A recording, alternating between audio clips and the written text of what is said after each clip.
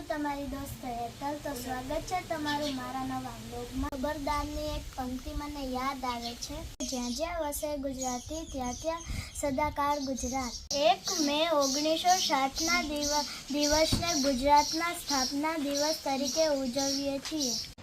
તો આપ સૌને ગુજરાત દિવસની હાર્દિક શુભકામનાઓ। તો હું આજે કેટલાક ગુજરાતના મહાન લોકોનો આજે પરિચય કરાવીશ।